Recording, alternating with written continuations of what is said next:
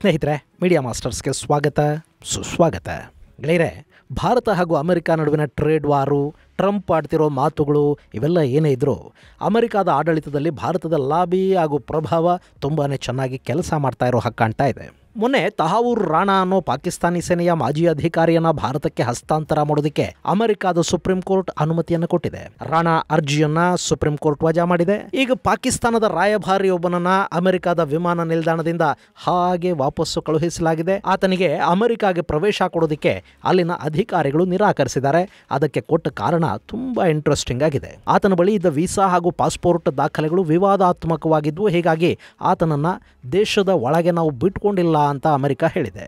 ಈ ಬಗ್ಗೆ ತನಿಖೆ ಮಾಡೋದಕ್ಕೆ ಪಾಕಿಸ್ತಾನ ತನ್ನ ಅಮೆರಿಕದ ರಾಯಭಾರ ಕಚೇರಿಗೆ ತಿಳಿಸಿದೆ. ಹಾಗೆ ಏರ್ಪೋರ್ಟ್ನಿಂದ ಹೊರದಬ್ಬಿಸಿಕೊಂಡ ಆ ರಾಯಭಾರಿಗೆ ಕೂಡ ಪಾಕಿಸ್ತಾನ ನೋಟಿಸನ್ನು ಕೊಟ್ಟಿದೆ. ಅಲ್ಲಿ ಏನಾಯ್ತು ಅನ್ನೋ ಬಗ್ಗೆ ವಿವರಣೆಯನ್ನ ಕೇಳಿದೆ. ಅಂದಹಾಗೆ ಆತ ಯಾರೋ ಪಾಕಿಸ್ತಾನದ ಕಾರಕುನಾನೋ ಸಣ್ಣ ಮಟ್ಟದ ಅಧಿಕಾರಿನೂ ಅಲ್ಲ, ದೇಶವೊಂದರ ರಾಯಭಾರಿಯಾಗಿರುವನು. ಈ ಹಿಂದೆ ಅಮೆರಿಕದಲ್ಲಿ ಕೂಡ ಕೆಲಸ ಮಾಡಿದ್ದವನು. ಪಾಕಿಸ್ತಾನದ ವಿದೇಶಾಂಗ ಇಲಾಖೆಯ ಸೀನಿಯರ್ ಅಧಿಕಾರಿ. ಆತನ ಹೆಸರು ಕೆ ಅಹ್ಸಾನ್ ವಾಗನ್. ಹಾಗಾದರೆ ಅಮೆರಿಕದಲ್ಲಿ ಏನಾಯಿತು? ಪಾಕಿಸ್ತಾನಿ ರಾಯಭಾರಿಯನ್ನ ಅವರು ಹೊರಗೆ ದಬ್ಬಿದ್ಯಾಕೆ? ಬನ್ನಿ ನೋಡೋಣ. ಗೆಳೆಯರೆ, ಜಗತ್ತಲ್ಲಿ ಯಾವ ಘಟನೆಯೂ ಕೂಡ ಹಾಗೆ ಅಚಾನಕ್ಕಾಗಿ ನಡೆದು ಹೋಗೋದಿಲ್ಲ. ಅದರಲ್ಲೂ ವಿದೇಶಿ ವ್ಯವಹಾರಗಳು, ಅಂತಾರಾಷ್ಟ್ರೀಯ ಸಂಬಂಧಗಳು ಇವೆ ನೋಡಿ, ಅಲ್ಲಂತೂ ಯಾವುದು ಕಾಕತಾಳೀಯ ಅಥವಾ ಆಕಸ್ಮಿಕ ಆಗಿರೋದಿಲ್ಲ. ಅಲ್ಲಿ ಪ್ರತಿಯೊಂದು ಘಟನೆಯ ಹಿಂದೂ ಒಂದು ಕಾರಣ ಇರುತ್ತೆ. ಕಾರ್ಯಕಾರಣ ಸಂಬಂಧ ಅಂತೀವಲ್ಲ, ಅದಿಲ್ಲದೆ ಅಲ್ಲಿ ಏನು ನಡೆಯೋದಿಲ್ಲ. ಆದರೆ ಹಾಗೆ ನಡೆಯುವ ಘಟನೆಗಳ ಸುತ್ತಮುತ್ತ ಇರೋ ಡಾಟ್ಗಳನ್ನು ನಾವು ಜೋಡಿಸ್ಕೋಬೇಕು ಅಷ್ಟೇ. ಈಗ ಪಾಕಿಸ್ತಾನದ ರಾಯಭಾರಿ ಅಹ್ಸಾನ್ ವಾಗನ್ ವಿಷಯಕ್ಕೆ ನಾವು ಬರೋದಾದ್ರೆ, ಆತ ತುರ್ಕ್ಮೆನಿಸ್ತಾನದ ಪಾಕಿಸ್ತಾನಿ ರಾಯಭಾರಿ. ಮೊನ್ನೆ ರಜೆಯ ಪ್ರವಾಸಕ್ಕೆ ಅಂತ ಅಮೆರಿಕದ ಲಾಸ್ ಏಂಜಲೀಸ್ಗೆ ಪ್ರಯಾಣ ಬೆಳೆಸಿದಾನೆ. ಒಂದು ದೇಶದ ರಾಯಭಾರಿ ಕಣ್ರಿ, ಆತನ ಬಳಿ ಪಾಸ್ಪೋರ್ಟು ವೀಸಾ ಇಲ್ಲದೆ ಇರತ್ತಾ, ಎಲ್ಲ ಇಟ್ಕೊಂಡೆ ಖುಷಿಯಾಗಿ ಅಮೆರಿಕಾಗೆ ಬಂದಿದ್ದಾನೆ. ಲಾಸ್ ಏಂಜಲೀಸ್ ವಿಮಾನ ನಿಲ್ದಾಣದಲ್ಲಿ ಇಳಿದು ಹೊರ ಬರಬೇಕು. ಅಷ್ಟರಲ್ಲಿ ವಿಮಾನ ನಿಲ್ದಾಣದಲ್ಲಿನ ಇಮಿಗ್ರೇಷನ್ ಅಧಿಕಾರಿಗಳು ಆತನನ್ನ ತಡೆದಿದ್ದಾರೆ. ನಿಮಗೆ ಅಮೆರಿಕಾಗೆ ಸ್ವಾಗತ ಇಲ್ಲ, ಪ್ರವೇಶ ಕೂಡ ಕೊಡೋದಿಲ್ಲ ಅಂತ ಹೇಳಿದ್ದಾರೆ. ಆತನಿಗೆ ಹೆಚ್ಚು ಮಾತಾಡೋದಕ್ಕೆ ಅವಕಾಶ ಕೊಡದೆ ನೆಕ್ಸ್ಟ್ ವಿಮಾನದಲ್ಲಿ ಅಲ್ಲಿಂದ ವಾಪಸ್ಸು ಕಳುಹಿಸಿಕೊಟ್ಟಿದ್ದಾರೆ. ಒಂದು ದೇಶದ ರಾಯಭಾರಿಯನ್ನ ಹೀಗೆ ವಿಮಾನ ನಿಲ್ದಾಣದಿಂದಲೇ ವಾಪಸ್ಸು ಕಳುಹಿಸೋದಿದೆಯಲ್ಲ, ಇದು ತುಂಬಾ ಅಪರೂಪಕ್ಕೆ ನಡೆಯೋ ಘಟನೆ. ಇಂಥ ಘಟನೆ ಲಾಸ್ ಏಂಜಲೀಸ್ ಅಲ್ಲಿ ಪಾಕಿಸ್ತಾನದ ರಾಯಭಾರಿಯ ವಿಚಾರದಲ್ಲಿ ನಡೆದಿದೆ. ಈಗ ಅದರ ಹಿಂದಿನ ಘಟನೆಗಳನ್ನು ಒಂದೊಂದಾಗಿ ನಾವು ಪೋಣಿಸ್ತಾ ಬರೋಣ.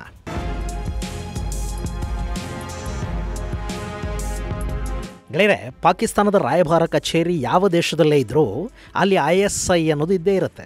ಅವರು ಆ ಕಚೇರಿಗಳನ್ನು ISI ಕಾರ್ಯಚಟುವಟಿಕೆಗಳಿಗೆ ನಿರ್ಲಜ್ಜವಾಗಿ ಬಳಕೆ ಮಾಡ್ಕೋತಾರೆ. ಅಲ್ಲಿ ಅಕ್ರಮ ಆಯುಧ ಕಳ್ಳ ಸಾಗಾಣಿಕೆ, ಡ್ರಗ್ಸ್ ಮುಂತಾದ ಜಾಲಗಳಿಗೆ ಪ್ರೋತ್ಸಾಹ ಕೊಡೋದು, ಅಕ್ರಮವಾಗಿ ವಲಸಿಗರನ್ನ ಕರ್ಕೊಂಡು ಬಂದು ಆಯಾ ದೇಶಗಳಲ್ಲಿ ಸೆಟ್ಲ್ ಮಾಡೋದು, ಅಲ್ಲಿನ ಭೂಗತ ಪಾತಕಿಗಳು ಮಾಫಿಯಾಗಳ ಜೊತೆ ಕನೆಕ್ಟ್ ಆಗೋದು, ಇಂಥ ಕೆಲಸಗಳನ್ನ ಪಾಕಿಸ್ತಾನದ ರಾಯಭಾರ ಕಚೇರಿಗಳು ಮಾಡುತ್ತವೆ. ಹಾಗೆ ಭಾರತದ ಸುತ್ತಮುತ್ತಲಿನ ದೇಶಗಳು ಅಥವಾ ಪಶ್ಚಿಮದ ದೇಶಗಳಲ್ಲಾದರೆ ಈ ಚಟುವಟಿಕೆಗಳ ಜೊತೆಗೆ ಅವರು ಭಾರತದ ಹೆಸರು ಕೆಡಿಸುವ, ಭಾರತೀಯರ ವಿರುದ್ಧ, ಹಿಂದೂಗಳ ವಿರುದ್ಧ ದಾಳಿ ಮಾಡಿಸುವಂಥ ಕೆಲಸಗಳನ್ನು ಕೂಡ ಮಾಡ್ತಾರೆ. ಖಲಿಸ್ತಾನಿಗಳನ್ನು ಅದಕ್ಕೆ ಬಳಕೆ ಮಾಡ್ಕೋತಾರೆ. ಈಗ ಕೆನಡಾದಲ್ಲಿ, ಬ್ರಿಟನ್ನಲ್ಲಿ, ಜರ್ಮನಿಯಲ್ಲಿ, ಆಸ್ಟ್ರೇಲಿಯಾದಲ್ಲಿ, ಕಡೆಗೆ ಅಮೆರಿಕಾದಲ್ಲಿ ಕೂಡ ಪಾಕಿಸ್ತಾನಿ ರಾಯಭಾರ ಕಚೇರಿಗಳಲ್ಲಿ ಕುಳಿತ ISI ಏಜೆಂಟುಗಳು ಇದೇ ಕೆಲಸವನ್ನು ಮಾಡ್ತಾ ಇದ್ದಾರೆ. ಇನ್ನು ಮೊನ್ನೆ ಅಮೆರಿಕದ ಕ್ಯಾಲಿಫೋರ್ನಿಯಾದ ಚಿನೋ ಹಿಲ್ಸ್ನಲ್ಲಿ ಸ್ವಾಮಿನಾರಾಯಣ ದೇವಾಲಯದ ಮೇಲೆ ದುಷ್ಕರ್ಮಿಗಳು ದಾಳಿ ಮಾಡಿದರು.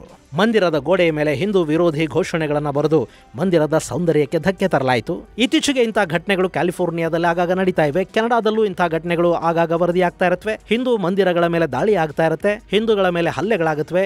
ಇದೇ ಥರದ ಘಟನೆ ಕ್ಯಾಲಿಫೋರ್ನಿಯಾದಲ್ಲಿ ಮೊನ್ನೆ ನಡೀತು. ಅದನ್ನ ಉತ್ತರ ಅಮೆರಿಕದ ಹಿಂದೂ ಸಮಾಜ ತೀವ್ರವಾಗಿ ಖಂಡಿಸಿತು.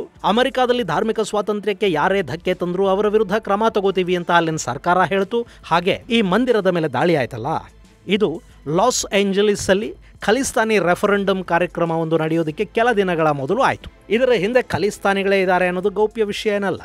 ಇನ್ನು ಇದಕ್ಕೂ ಮೊದಲು ಬ್ರಿಟನ್ನಲ್ಲಿ ಭಾರತದ ವಿದೇಶಾಂಗ ಸಚಿವ ಎಸ್ ಜೈಶಂಕರ್ ಅವರ ಕಾನ್ವಾಯ್ ಮೇಲೆ ದಾಳಿ ಮಾಡೋ ಪ್ರಯತ್ನ ನಡೀತು. ಅವರ ಭದ್ರತಾ ವಾಹನಗಳ ಕಡೆಗೆ ನುಗ್ಗಿ ಬಂದವನೊಬ್ಬ ಭಾರತದ ಬಾವುಟವನ್ನು ಹರಿದು ಕಾರುಗಳ ಕಡೆಗೆ ಎಸೆದಿದ್ದ. ಈ ಕೃತ್ಯದ ಹಿಂದೆ ಕೂಡ ಖಲಿಸ್ತಾನಿಗಳೇ ಇದ್ರು. ಇದಕ್ಕೆ ಭಾರತ ತೀವ್ರ ಅಸಮಾಧಾನವನ್ನು ವ್ಯಕ್ತಪಡಿಸಿತು. ಬ್ರಿಟನ್ ರಾಯಭಾರಿಯನ್ನ ಕರೆಸಿಕೊಂಡು ಇಂಥದ್ದು ಮತ್ತೆ ನಡೀಬಾರದು ಅಂತ ಎಚ್ಚರಿಕೆಯನ್ನೂ ಕೊಟ್ಟು ಕಳುಹಿಸಿತು. ಹಾಗಂತ ಭಾರತ ಅಲ್ಲಿಗೆ ಸುಮ್ಮನಾಗಲಿಲ್ಲ. ಅಲ್ಲಿ ಇಂಥ ಘಟನೆಗಳ ಹಿಂದೆ ಯಾರಿದ್ದಾರೆ ಅನ್ನೋದನ್ನು ಗಮನಿಸೋದಕ್ಕೆ ಕೂಡ ಶುರು ಮಾಡ್ತು. ಅಲ್ಲೂ ಕಾಣಿಸಿದ್ದು ಪಾಕಿಸ್ತಾನಿ ಏಜೆಂಟರ ಕೈವಾಡ. ಇನ್ನು ಈಗ ಲಾಸ್ ಏಂಜಲೀಸ್ ಅಲ್ಲಿ ಖಲಿಸ್ತಾನಿ ರೆಫರೆಂಡಮ್ ಬಗ್ಗೆ ಖಲಿಸ್ತಾನಿಗಳು ಮಾತಾಡ್ತಾ ಇದ್ದಾರೆ. ಅದಕ್ಕೂ ಕೆಲ ದಿನಗಳ ಮೊದಲು ಸ್ವಾಮಿನಾರಾಯಣ ದೇವಾಲಯದ ಮೇಲೆ ದಾಳಿಯಾಗಿದೆ. ಈ ಖಲಿಸ್ತಾನಿ ರೆಫರೆಂಡಮ್ನ ಹಿಂದೆ ಯಾರಿದ್ದಾರೆ? ಪಾಕಿಸ್ತಾನ. ನಿಮಗೆ ಗೊತ್ತಲ್ಲ, ಬಾಂಗ್ಲಾದೇಶದ ವಿಭಜನೆಯ ನಂತರ ಭಾರತವನ್ನು ಕೂಡ ಹಾಗೆ ಹೊಡಿಬೇಕು, ಆ ಮೂಲಕ ರಿವೆಂಜ್ ತೀರಿಸ್ಕೋಬೇಕು ಅನ್ನೋ ಹಠಕ್ಕೆ ಬಿದ್ದು ಪಾಕಿಸ್ತಾನ ನಮ್ಮಲ್ಲಿ ಸಿಖ್ ಪ್ರತ್ಯೇಕತಾವಾದಕ್ಕೆ ನೀರು ಗೊಬ್ಬರ ಹಾಕೋದಿಕ್ಕೆ ಶುರು ಮಾಡ್ತು. ಖಲಿಸ್ತಾನಿಗಳಿಗೆ ಬೇಕಾದ ಆಯುಧ, ಹಣಕಾಸಿನ ನೆರವು, ತರಬೇತಿಯನ್ನು ಕೂಡ ಪಾಕಿಸ್ತಾನ ಕೊಡ್ತಾ ಹೋಯಿತು.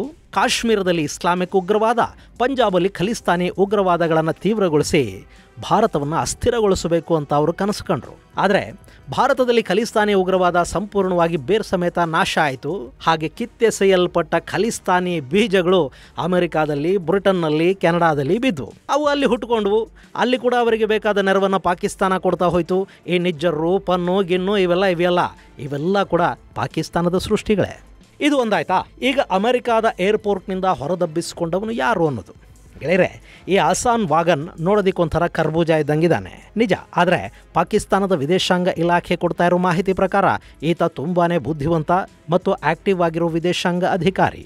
ಈ ವ್ಯಾಗನ್ಗೆ ಸ್ಟಾರ್ ಆಫ್ ಪಾಕಿಸ್ತಾನ ಅನ್ನೋ ಬಿರುದು ಕೂಡ ಸಿಕ್ಕಿದೆ. ಅದನ್ನು ಅವ್ರು ಯಾರಿಗೆ ಕೊಡ್ತಾರೆ ಗೊತ್ತಾ? ಪಾಕಿಸ್ತಾನಕ್ಕಾಗಿ ತುಂಬ ಸೇವೆ ಸಲ್ಲಿಸಿ ಪಾಕಿಸ್ತಾನದ ಸರ್ವಾಂಗೀಣ ಅಭಿವೃದ್ಧಿಗಾಗಿ ಹಗಲು ರಾತ್ರಿ ಕಷ್ಟಪಟ್ಟವರಿಗೆ ಕೊಡ್ತಾರೆ ಅಂತ ನೀವು ಅಂದ್ಕೊಂಡಿದ್ರೆ ಅದು ನಿಮ್ಮ ತಪ್ಪು ಅಭಿಪ್ರಾಯ. ಭಾರತದಲ್ಲಿ ಭಾರತ ರತ್ನ ಕೊಡ್ತಾರಲ್ಲ, ಹಾಗೆ ದೇಶಕ್ಕಾಗಿ ಸೇವೆ ಸಲ್ಲಿಸಿದವರಿಗೆ ಕೊಡೋ ಪ್ರಶಸ್ತಿ ಅಲ್ಲ ಈ ಸಿತಾರಾ ಇಮ್ತಿಯಾಜ್ ಆಫ್ ಪಾಕಿಸ್ತಾನ್. ಅಲ್ಲಿ ಯಾರನ್ನಾದರೂ ಅವರು ಸಿತಾರಾ ಅಂತ ಕರಿಬೇಕು ಅಂದರೆ ಅವನು ಭಾರತದ ಪಾಲಿಗೆ ಉಲ್ಕೆ ಥರ ಕೆಲಸ ಮಾಡಿರಬೇಕು. ಭಾರತದ ವಿರುದ್ಧ ಕೆಲಸ ಮಾಡಿದವರು ಮಾತ್ರ ಅಲ್ಲಿ ಸ್ಟಾರ್ ಆಗೋದಕ್ಕೆ ಸಾಧ್ಯ. ಸೊ ಈ ಅಹಸಾನ್ ವಾಗನ್ ಈ ಹಿಂದೆ ಅಂದರೆ 2000ರಿಂದ 2004ರವರೆಗೆ ನೇಪಾಳದಲ್ಲಿನ ಪಾಕಿಸ್ತಾನದ ರಾಯಭಾರ ಕಚೇರಿಯಲ್ಲಿ ಸೆಕೆಂಡ್ ಸೆಕ್ರೆಟರಿಯಾಗಿ ಕೆಲಸ ಮಾಡಿದ್ದ. ಗೆಳೆಯರನ್ನ ನಾಗಲೇ ಹೇಳಿದ್ನಲ್ಲ, ಯಾವುದೇ ದೇಶದಲ್ಲಿ ಪಾಕಿಸ್ತಾನದ ರಾಯಭಾರ ಕಚೇರಿಯಲ್ಲಿ ಕೂತ್ಕೊಂಡು ಕೆಲಸ ಮಾಡೋದು ISI. ಅಲ್ಲಿ ಅವರಿಗೊಂದು ಶೀಲ್ಡು ಮತ್ತು ಶೆಲ್ಟರ್ ಕೊಡೋ ಕೆಲಸವನ್ನ ರಾಯಭಾರ ಕಚೇರಿ ಮತ್ತು ಅಲ್ಲಿನ ಅಧಿಕಾರಿಗಳು ಮಾಡ್ತಾರೆ ಅಷ್ಟೇ. ಈ 2000ರಿಂದ 2004ರ ನಡುವಿನ ಅವಧಿ ಇದೆ ನೋಡಿ, ಇದು ನೇಪಾಳ ಮತ್ತು ಭಾರತದ ಗಡಿಯನ್ನು ಅತ್ಯಂತ ಸಮಸ್ಯಾತ್ಮಕಗೊಳಿಸಿದ ಕಾಲಘಟ್ಟ. ಪಾಕಿಸ್ತಾನದ ISI ನೇಪಾಳದಲ್ಲಿ ವಿಪರೀತ ಅನ್ನೋಷ್ಟು ಬೇರ್ಬಿಡ್ತು. ದಾವೂದ್ ಇಬ್ರಾಹಿಂನ ಅನುಚರರು ನೇಪಾಳದ ಮೂಲಕ ಭಾರತದ ಗಡಿ ದಾಟಿ ಬರುವುದು ಈ ಸಮಯದಲ್ಲಿ ಹೆಚ್ಚಾಯಿತು. ಪಾಕಿಸ್ತಾನಿ ಮೂಲದ ಭಯೋತ್ಪಾದಕರು ನೇಪಾಳದ ಮೂಲಕ ಭಾರತವನ್ನು ಪ್ರವೇಶ ಮಾಡೋದಕ್ಕೆ ಶುರು ಮಾಡಿದರು. ನಕಲಿ ನೋಟುಗಳ ಹಾವಳಿ ತೀವ್ರ ಆಯಿತು. ಅಷ್ಟೇ ಅಲ್ಲ, ಭಾರತದಲ್ಲಿ ಉಗ್ರರು ನುಸುಳೋದಕ್ಕೆ ನೇಪಾಳದ ಗಡಿ ಅತ್ಯಂತ ಸುರಕ್ಷಿತ ಅನ್ನಿಸ್ಕೊಂಡಿದ್ದದ್ದೂ ಕೂಡ ಇದೇ ಅವಧಿಯಲ್ಲಿ. ಆಗ ನೇಪಾಳದ ಪಾಕಿಸ್ತಾನಿ ರಾಯಭಾರ ಕಚೇರಿಯ ಸೆಕೆಂಡ್ ಸೆಕ್ರೆಟರಿ ಆಗಿದ್ದವನು ಇದೇ ಅಹ್ಸಾನ್. ಅಲ್ಲಿಂದ ಈತ ಮಸ್ಕಟ್ಟಲ್ಲಿ, ನೈಜರಲ್ಲಿ ಕೆಲಸ ಮಾಡ್ದ. ಹಾಗೆ ಲಾಸ್ ಏಂಜಲೀಸ್ ಅಲ್ಲಿ ಕೂಡ ಡೆಪ್ಯೂಟಿ ಕೌನ್ಸಿಲ್ ಜನರಲ್ ಆಗಿ ಕೆಲಸ ಮಾಡಿದ್ದ. ಇನ್ನು ಈಗ ಈತ ತುರ್ಕ್ಮೆನಿಸ್ತಾನದ ರಾಯಭಾರಿ ಆಗಿದ್ದಾನೆ. ಪಾಕಿಸ್ತಾನದ ವಿದೇಶಾಂಗ ಇಲಾಖೆಯ ಮಾಹಿತಿಗಳ ಪ್ರಕಾರ ಈತನ ಒಬ್ಬಳು ಹೆಂಡತಿ, 4 ಮಕ್ಕಳು ಇವೆ. ಮೊನ್ನೆ ರಜೆಯನ್ನ ಅನುಭವಿಸೋದಿಕ್ಕೆ ಅಂತ ಲಾಸ್ ಏಂಜಲೀಸ್ಗೆ ಹೊರಟಿದ್ದ. ಸಾಮಾನ್ಯವಾಗಿ ರಜಾ ಪ್ರವಾಸ ಅಂದ್ರೆ, ಅದರಲ್ಲೂ ಅಮೆರಿಕಾಗೆ ರಜೆ ಪ್ರವಾಸ ಅಂದ್ರೆ ಹೆಂಡತಿ ಮಕ್ಕಳನ್ನ ಕರ್ಕೊಂಡು ಹೋಗ್ತಾರೆ. ಒಬ್ಬೊಬ್ಬರೇ ಹೋಗೋದಕ್ಕೆ ಅಮೆರಿಕ ಏನು ಬ್ಯಾಂಕ್ ಹಾಕಲ್ವಲ್ಲ. ಆದರೆ ಈ ಅಹಸಾನ್ ಪಾಪ ಒಬ್ಬನೇ ಬಂದಿದ್ದ, ರಜೆ ಅನುಭವಿಸೋದಿಕ್ಕೆ ಅಂತ ಹೇಳ್ಕೊಂಡಿದ್ದ. ಆದರೆ ಆತ ಲಾಸ್ ಏಂಜಲೀಸ್ ಅಲ್ಲಿ ನಡೆಯಲಿದ್ದ ಖಲಿಸ್ತಾನಿ ರೆಫರೆಂಡಮ್ ಕಾರ್ಯಕ್ರಮದ ಅಂಗವಾಗಿ ಬರ್ತಾ ಇದ್ದಾನೆ ಅನ್ನೋ ಅನುಮಾನಗಳು ಕೂಡ ಅಲ್ಲಿದ್ವು. ಯಾಕೆಂದ್ರೆ ಈತ ಬರ್ತಿದ್ದ ಸಮಯಕ್ಕೆ ರೆಫರೆಂಡಮ್ ಇತ್ತು ಮತ್ತು ಈ ಅಹಸಾನ್ ವಾನ್ಗೆ ಈ ಹಿಂದಿನಿಂದಲೂ ಅಂದ್ರೆ ಆತ ಈ ಹಿಂದೆ ಲಾಸ್ ಏಂಜಲೀಸ್ ನಲ್ಲಿದ್ದ ಕಾಲದಲ್ಲಿ ಮತ್ತು ಆ ನಂತರದ ಕಾಲದಲ್ಲಿ ಕೂಡ ಖಲಿಸ್ತಾನಿ ಮಾಡ್ಯೂಲ್ಗಳ ಜೊತೆ ನಿಕಟ ಸಂಪರ್ಕ ಇತ್ತು. ಹೀಗಾಗಿ ಆತ ರೆಫರೆಂಡಮ್ನ ಕಾರಣಕ್ಕೇನೆ ಅಮೆರಿಕಾಗೆ ಬರ್ತಾ ಇದ್ದ ಅಂತ ಹೇಳಲಾಗ್ತಾ ಇದೆ. ಹೀಗೆ ಬಂದವನ ಬಳಿ ದಾಖಲೆಗಳು ಇದ್ವು, ವೀಸಾ, ಪಾಸ್ಪೋರ್ಟು ಎಲ್ಲ ಇತ್ತು. ಅರೆ, ವಿದೇಶಾಂಗ ಇಲಾಖೆ ಅಧಿಕಾರಿ ಅಲ್ವೇ, ಏನನ್ನು ತರಬೇಕು ಅನ್ನೋದು ಗೊತ್ತಿರೋದಿಲ್ವಾ? ಎಲ್ಲ ಇತ್ತು. ಆದರೂ ಆತನಿಗೆ ಅಮೆರಿಕಾದ ಪ್ರವೇಶ ಸಿಗಲಿಲ್ಲ. ಯಾವುದೇ ದೇಶದ ರಾಜತಾಂತ್ರಿಕ ಅಧಿಕಾರಿಯನ್ನು ಹೀಗೆ ಬಾಗಿಲಲ್ಲೇ ನಿಲ್ಲಿಸಿ ನೀನು ಬರೋದು ಬೇಡ, ಹೊರಟು ಹೋಗು ಅಂತ ಹೇಳೋದಿದೆ ನೋಡಿ, ಇದು ಅತ್ಯಂತ ಅವಮಾನದಾಯಕ ಅನ್ನಿಸ್ಕೊಳ್ಳುತ್ತೆ. ಬಿಡಿ, ಅದು ಮಾನ ಮರ್ಯಾದೆ ಇರೋ ದೇಶಗಳಿಗೆ, ಪಾಕಿಸ್ತಾನಕ್ಕಲ್ಲ.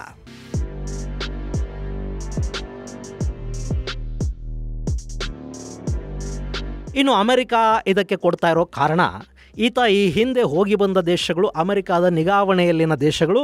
ಹೀಗಾಗಿ ಆ ದೇಶಗಳಿಗೆ ಹೋಗಿ ಬಂದ ಕಾರಣದಿಂದ ಈತನಿಗೆ ನಾವು ಅಮೆರಿಕಾದ ಪ್ರವೇಶವನ್ನು ನಿರ್ಬಂಧಿಸಿದೀವಿ ಅನ್ನೋದು. ಇತ್ತೀಚೆಗೆ ಅಮೆರಿಕಾದ ಅಧ್ಯಕ್ಷ ಡೊನಾಲ್ಡ್ ಟ್ರಂಪ್ ಅಮೆರಿಕಾದ ಭದ್ರತೆಗೆ ಧಕ್ಕೆ ತರೋ ವಿದೇಶಿಯರಿಗೆ ದೇಶದ ಒಳಗೆ ಪ್ರವೇಶ ನಿರಾಕರಿಸೋದಕ್ಕೆ ಮತ್ತು ಅಂಥವರು ಅಮೆರಿಕಾದಲ್ಲಿದ್ದರೆ ಅವರನ್ನು ಹೊರ ಹಾಕೋದಕ್ಕೆ ಒಂದು ಆದೇಶವನ್ನು ಹೊರಡಿಸಿದ್ದಾರೆ.